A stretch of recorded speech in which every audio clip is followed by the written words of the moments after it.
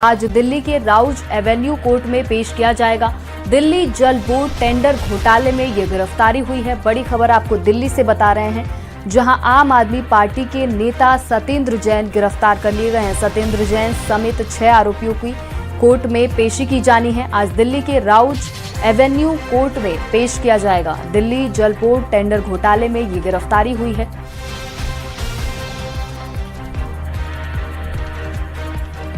तो एक बार फिर आम आदमी पार्टी मुश्किल में नजर आ रही है।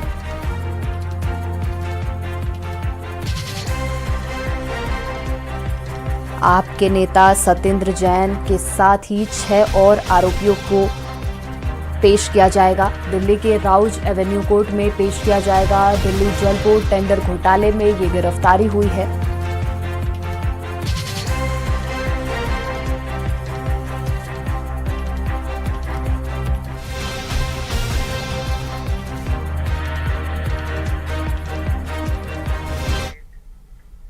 और राम मंदिर चढ़ावा चोरी केस में राम मंदिर तीर्थ क्षेत्र ट्रस्ट को पुरानी एसआईटी की रिपोर्ट सौंपी गई है। सूत्रों के हवाले से खबर है कि पुरानी एसआईटी की रिपोर्ट में चंपत राय और अनिल मिश्रा का नाम नहीं है। इसे लेकर बीजेपी का कहना है कि जो भी दोषी होगा उसे कड़ी सजा मिलेगी। वहीं कांग्रेस ने पूरी रिपोर्ट को फर्जी बताया है। ये रिपोर्ट देखिए।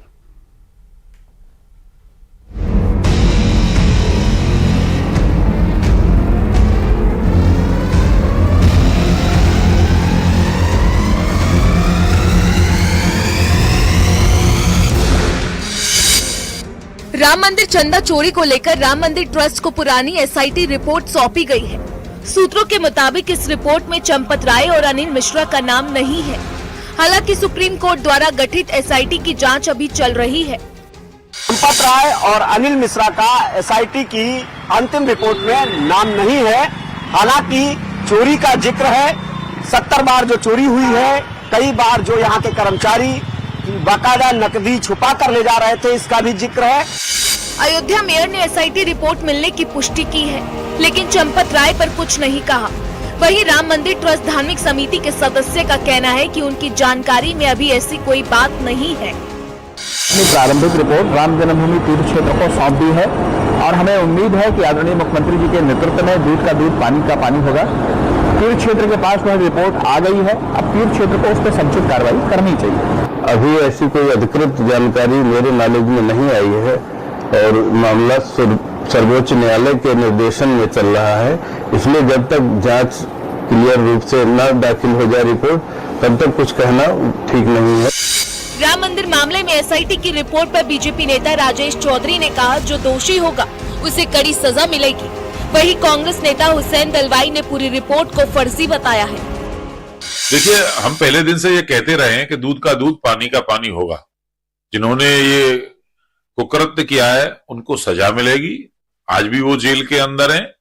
जो रिपोर्ट आई है उस पर सरकार मंथन करेगी और सख्त और कड़ी कार्रवाई करेगी। एसआईटी जब स्थापित की गई थी तभी वो निकल क्या आने वाला है, उसका असर क्या होने वाला है, इस सबको मालूम था। ये नई बात कुछ है ही नहीं। उन्होंने इसकी इंडिपेंडेंट इंक्वायरी जो करनी चाहिए तो जानबूझ के नहीं, इधर उधर का करके मिटा दिया है। वो बिल्कुल बोगस रिपोर्ट है। राम मंदिर ट्रस्ट की गुजारिश पर एसआईटी का गठन 13 जून को राज्य सरकार ने किया था। 3 सदस्यीय टीम ने इसकी जांच की। एसआईटी की प्रारंभिक रिपोर्ट के आधार पर 25 जून को इस मामले में पहली एफआईआर दर्ज की गई, जिसमें 8 नामजद और अन्य अज्ञात को आरोपी बनाया गया था। ये रिपोर्ट अब मंदिर ट्रस्ट को सौंपी गई है। Bureau report, news 18, UP Uttarakhand.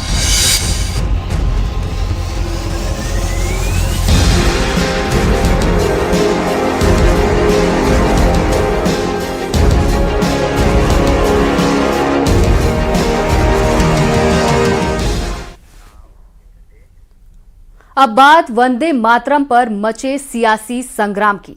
Vande Mataram को लेकर घमासान जारी है। दिल्ली के बाद गोवा कांग्रेस दफ्तर में भी राष्ट्रगीत वंदे मातरम के केवल 2 पैराग्राफ गाए गए, जिससे राजनीतिक विवाद बढ़ गया है, जिसको लेकर बीजेपी फिर एक बार कांग्रेस पर हमलावर है। वहीं बीजेपी ने कांग्रेस पर बार बार राष्ट्रगीत के अपमान का आरोप लगाया है। सबसे बड़ी बात यह है कि कांग्रेस अध्यक्ष मल्लिकार्जुन खड़गे की मौजूदगी में ये घटना हुई। हालांकि कांग्रेस की ओर से अपमान के आरोपों से इनकार किया गया है।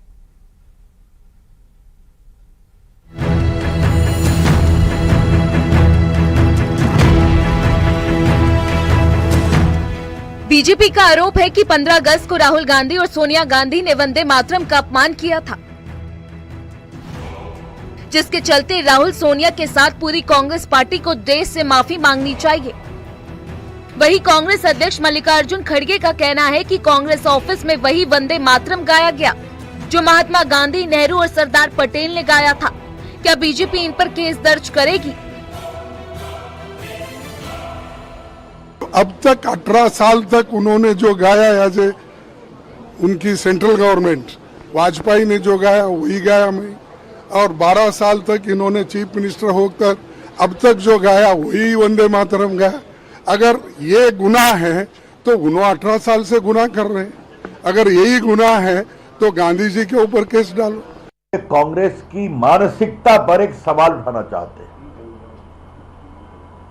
कांग्रेस अगर इस तरह की हरकत करती है तो कृपा कर करके वो भारत की आजादी आंदोलन का एकमात्र ठेका लेने का अपना दम बंद कर दे। If this is what the Congress party is doing to the great national song Vande Mataram, you better stop claiming monopoly as the custodian of freedom. वही कर्नाटक कांग्रेस अध्यक्ष बीके हरिप्रसाद का कहना है कि कांग्रेस 2 स्टैंजा ही गाएगी। अगर हमें जेल भेजना है तो भेज दो। उन्होंने आरएसएस की तुलना आतंकी संगठनों से की। There is no difference between, because it is an unregistered organization. Jaishe Mohammed, Taliban, all these organizations are unregistered. There is no difference between Jaishe Mohammed, Taliban and RSS. Because all the three are not registered in this country. Congress सांसद कुमारी शैलजा ने वंदे मातरम को लेकर कहा कि कांग्रेस की तरफ से राष्ट्रगीत को लेकर कोई कंट्रोवर्सी नहीं है, लेकिन कांग्रेस सांसद इमरान मसूद का कहना है कि मेरा धर्म किसी और की इबादत की इजाजत नहीं देता। कंट्रोवर्सी किस बात की है? बजाया है, पूरा बजाया, उसमें कौन सी कंट्रोवर्सी की बात है? कोई कंट्रोवर्सी नहीं। इतना उससे चिढ़ना, इतनी नफरत, और वो भी इतना उन्होंने कैमरा की ना परवाह करके उसको बंद कराने के लिए, जैसे मानो मैं कहूँगी कि इस तरह से उनमें तड़पन होने लगी कि जैसे कोई, मैं तो कहूँगी कि पाकिस्तान के लोग भी इतना नहीं तड़पते हैं जितना कि वो लोग अपने, तो देख के अभी तो खैर पूरे हंसी का पात्र पूरे देश में बन गए हैं। हमारे लोग तो वंदे मातरम तब भी बोल रहे थे कांग्रेस के अधिवेशन के अंदर, जब आपको लाठी खाने से डर लगता था और आप अंग्रेजों की गुलामी कर रहे थे। हमें क्यों बता रहे हो ये बात? गुरु रविन्द्रनाथ टैगोर ने जितना बढ़ के बताया था ना वंदे मातरम, वो पूरा पढ़ा जाता था, हर कांग्रेस के अधिवेशन में पढ़ा जाता है। मेरा धर्म मुझे अपने धर्म के हिसाब से इबादत करने देगा ना। मैं किसी की वंदना इबादत नहीं कर सकता अल्लाह के सिवा। राष्ट्रगीत के अपमान को लेकर बीजेपी और कांग्रेस में राजनीतिक टकराव जारी है, जहां सत्ता पक्ष इसे राष्ट्रीय भावना से जुड़ा गंभीर विषय बता रहा है, वहीं विपक्षी दल इसे मुख्य मुद्दों से ध्यान भटकाने की साजिश करार दे रहा है। Bureau report, news 18, UP Uttarakhand.